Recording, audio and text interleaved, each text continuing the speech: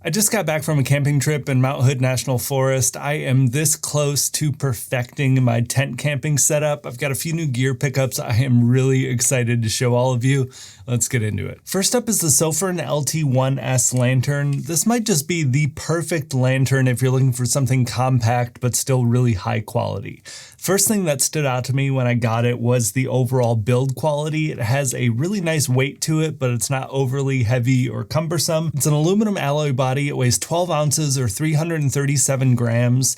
It's only about 3.8 inches tall and 2.7 inches in diameter at the widest point. It's IPX8 water resistant. It has a max output of 500 lumens, and it actually has an adjustable color temperature from 2700K to 6000K. It has a total of 40 LED bulbs and 360-degree light output, which is great. It looks super smooth and soft. You even have the option of 180-degree light. If you have this really low, close to your eye line in your tent and you don't want to get blinded, you can adjust it to go to one side or the other. I thought that was really clever. You also have the option of a red light and a red strobe, which is really great if you don't want to disturb your sleep cycles. It has an 18-hour runtime on the medium setting. It runs off of a single 21700 battery that's 5,000 milliamp hours. I always love seeing that because 21700 batteries are pretty readily available. You can swap it out if it wears out and you're not creating any unnecessary e-waste. You can still charge it via USB-C though if you don't want to charge the battery separately. And you can also use this as a power bank to charge your phone or other devices if you want. I also almost forgot to mention the switch is super easy to operate. The overall controls are nice. It's easy to find the switch in the dark too. I learned that over the past few nights of testing.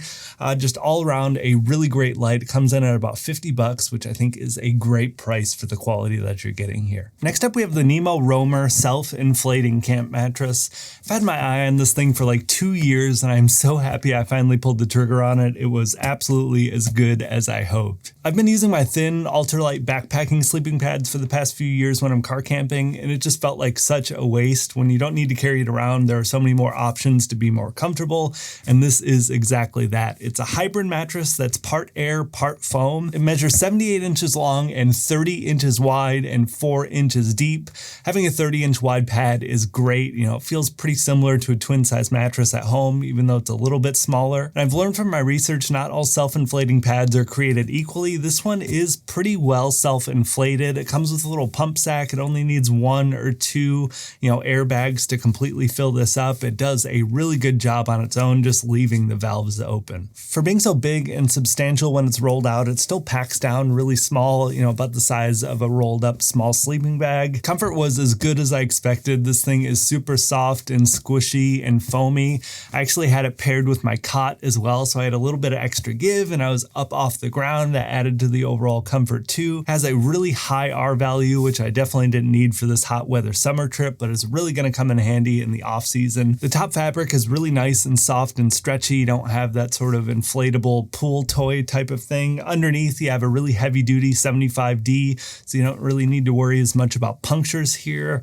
It was honestly some of the best sleep I've ever had out in the backcountry. To pair with the mattress, I have the Thermarest compressible pillows. I've talked about these things quite a few times over the years and still love them. They are always in my kit, and I even bring the small size one out backpacking with me. It is well worth the extra weight. These are a great and much more comfortable alternative to the inflatable pillows that you use a lot of times for backpacking, but still much smaller and more compact and easier to bring with you than a standard home pillow. They're made with excess foam from sleeping pad production in the same factory. I find it to be extremely comfortable. The size and weight are going to vary a little bit for what you can purchase now. It seems like they updated it a year or two ago since I got my two here. They're machine washable, really great to keep things clean, but it also really helps fluff them up in between trips. This one is looking a little bit flat in comparison. Gonna put it in the wash now that I'm home. You have this really great cinch design on the back, so you can kind of tighten up and add a bit more firmness and a bit more loft, depending on what you like. If you're sleeping on your side versus your back or your stomach. They're assembled in the USA. They're not very expensive. Definitely a real favorite for me. It's a bummer that they don't make the mushroom one as well. That's my favorite print. Definitely not getting rid of this thing anytime soon. Our next item up is the brand new Soundcore Boom 3i Bluetooth speakers. Soundcore was also nice enough to sponsor this week's video, so a huge thanks to them. You all know I've been a big fan of Soundcore's speaker lineup for years now. They offer some of the best value for money out there. The new Boom 3i definitely does not disappoint. Compared to the rest of the lineup, this strikes a really good balance for me. It's compact and just over 8 inches in length, but still incredibly loud and powerful, and more than rugged enough to take a real beating bringing this thing out into the backcountry. It's drop resistant up to 1 meter and IPX68 dust and water resistant. No worries taking this out in the sand or dusty dry forest or desert, but also handles full submersion in water like a champ. A couple of new firsts here as well. It's designed to float speaker up to continue playback in the water without being muffled, and it's specifically saltwater resistant if you want to take it out to the ocean this summer. It's a 50-watt speaker with a 3.7-inch 40-watt woofer and a 10-watt tweeter. Clarity and volume really exceeded my expectations and the bass sounds great. I'm a huge fan of Soundcore's Bass Up 2.0 technology.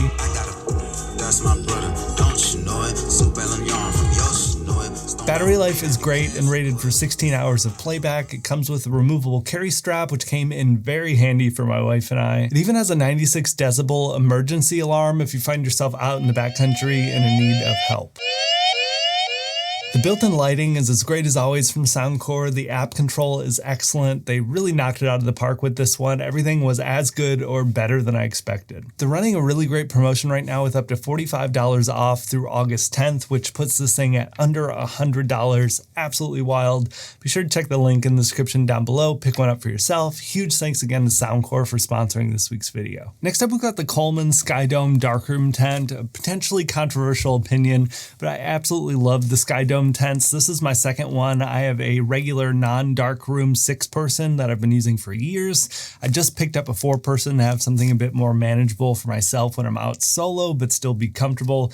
And I was really happy with the darkroom technology here. It was really tough to showcase when I was out on my trip, but this is like blackout curtains for your tent. It's absolutely wild. Even in the bright, hot sun of the day, it's pitch black in your tent if you have everything closed up. That's really good if you want to sleep in a little bit later and not be woken up with the sun, but it's also really good if you're camping in really hot conditions like this trip was. I typically do a lot of my car camping in the off season. The 4-person version here has a tent floor of 8 feet by 7 feet. It can fit 2, big sleeping pads pretty comfortably, so it's realistically a comfortable 2-person tent. The Skydome lineup is marketed as a little bit taller to have a bit more headroom. The 4-person version here isn't very tall. It's 4 foot 8 inches, which is good enough and better than some. The 6-person version of this that I have though measures like 6 foot 6 inches. So being able to fully stand up in your tent is really awesome. People love to hate on the Coleman stuff. I think it's a little bit better than people give it credit for. All the stitching here was really good. The rainfly was seam sealed. The tent was not, unfortunately. It was inverted seams. Setup is pretty quick and simple, especially with the smaller 4-person tent here. One thing that I don't love, the tent poles are permanently attached to the tent, so it makes packing it up and fitting it back in the bag a little more annoying than other tents, but that's my only real complaint. The setup's super intuitive and simple and easy. I also really like that you get a ton of mesh under the rainfly here. I tend to sleep without the rainfly a lot of times if it's really nice weather, because it's just great being able to look up at the stars, and I tend to disperse camp so there's no one else around. I've had the 6-person version out a number of times in rain, in super heavy winds, and it's always held up really well for me. Is it going to be as good as a $400, $500, $600 tent? Absolutely not. But for about $100, I think it's actually really great, and I'm more than happy to have purchased a second one here to have a couple of size options depending on what type of trip I'm going on. Moving in some storage and organization, next up we have the Sidio crates. These have been on my radar for a couple of years now. I picked up a starter pack set through Amazon Prime Day for a pretty big discount. Realistically, these things are a little bit overpriced for what they are, being, glorified milk crates with lids, but that doesn't stop me from loving them. Full price, the starter pack setup that I got is $162. I picked mine up on Prime Day. I think it was $97 or $98. I think that feels a lot better in my head than $160. They come in two different sizes. You have the full size and the half size that's in front of me here.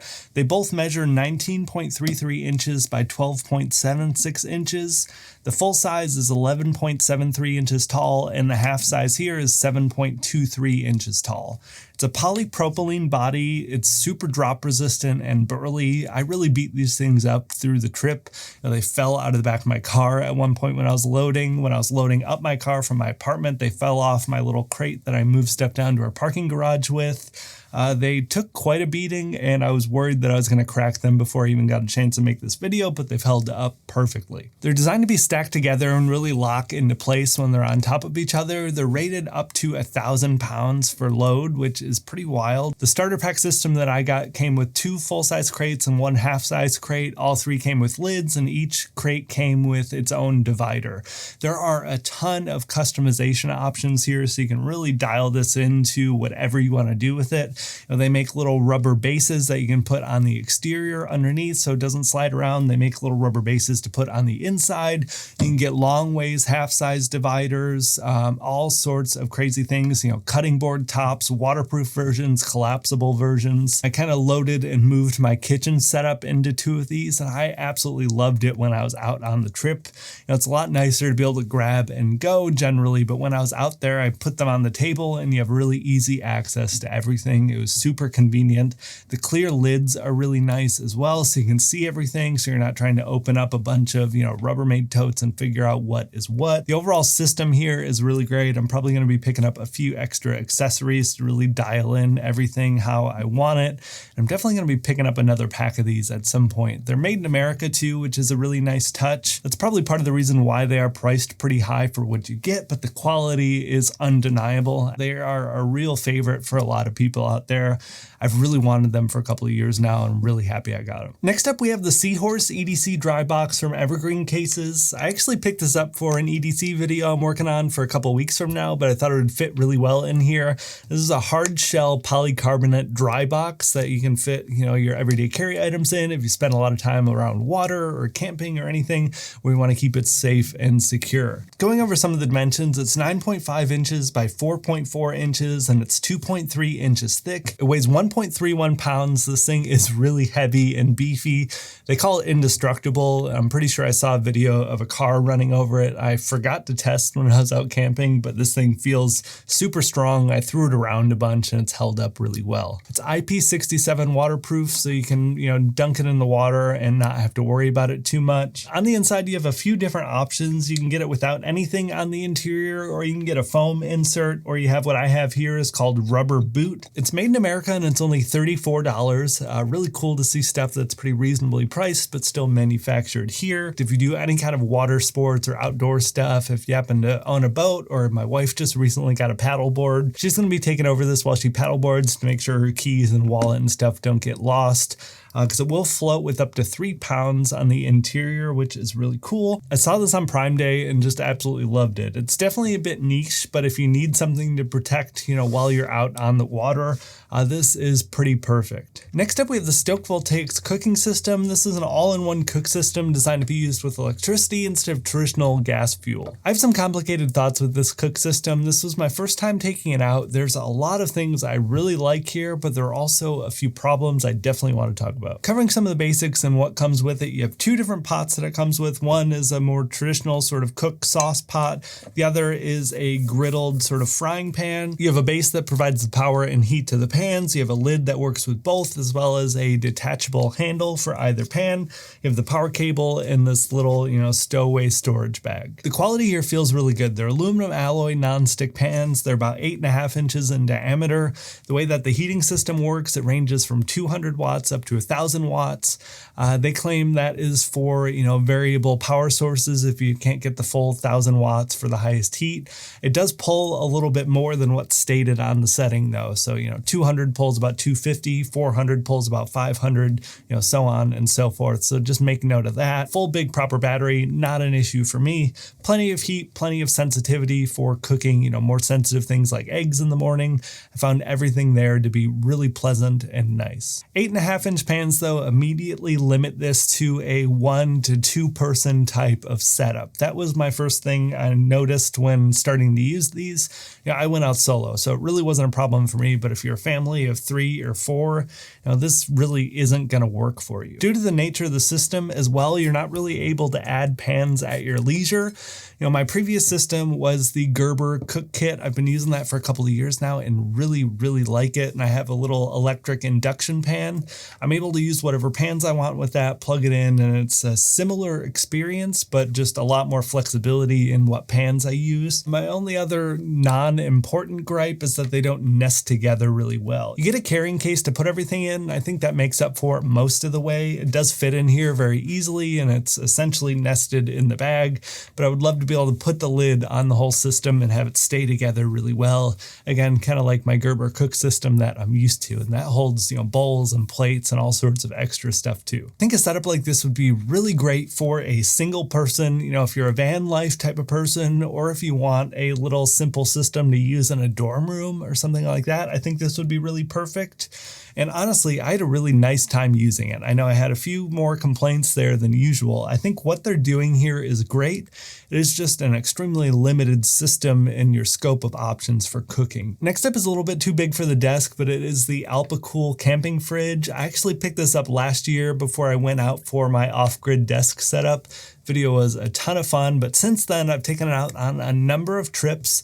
It is a really solid budget fridge option. If you're looking at, Dometic and all of these others that get up to $700, $800, $900, I got this last year for $200 and it's been working really well for me. They have size options ranging from 16 quarts up to 46 quarts. The one I have is the 28 quart version. It measures 24 inches by 15 inches by 14.5 inches. Has a temperature range of 32 degrees to 77 degrees. Don't know why you'd want that, but it works really well in my experience. I've had it out on a number of hot trips and it has held that low temperature where I need it to for my food safety extremely well over a number of days. I've taken it on road trips, camping trips, all sorts of stuff. Sizing is obviously going to be a personal decision. I'm really happy with the 28 quart size. I'm usually going out with myself and my wife, and we're usually only out for, 2-3 nights at the most. I found that leaves us plenty of space for drinks and food and not having to stress or worry and repack stuff to get it all to fit. Power usage has also been very manageable. When it turns on, it usually draws about 40 to 50 watts. It'll kick on and off as it needs to maintain the temperature. You can power it with AC or DC power. I usually use DC power. I find that it draws a little bit less overall. It's pretty quiet when it's running, but I do notice a little bit of a high-pitched, annoying whine. Not a really big deal and it's not very loud, but I definitely wanted to mention it. Having the electric fridge though, compared to a cooler, is extremely nice. Having full control over the temperature for food has been really great too. A lot of times with the cooler, you'll freeze stuff that isn't supposed to be frozen, or the temp will go down after 2 or 3 days and you're not maintaining, food safety temps. It has been very convenient and very nice. I think if I was on a bigger trip and needed more space, I'd put the drinks in a regular cooler, put all the food in the fridge. There are a few other coolers out there with more features, dual zone stuff and ice makers. Definitely want to be looking into some of the higher end ones to see what I'm missing out on to compare with, but I've been really happy with this one. If you're on a budget and already have a big power station, it's definitely worth taking a look at. And that is actually the end of the core list here. I did want to give a quick shout out again to the OGERY camping fan. I just talked about it a couple weeks ago, so I didn't want to feel too redundant, but that was a real lifesaver on this trip. It was hot, much more hot than I'm used to when I'm camping, so having a portable fan was excellent. I had that thing on almost the entire time I was out there, and it did not drain through the battery whatsoever. Definitely check that one out too. I'll put links to everything we talked about and maybe a few other extras that I love in the comments down below. I'd love to hear where you're going on any camping or outdoor adventures this year. Let's get that discussion started. Thank you all so much for watching though. I'll talk to you in the next one.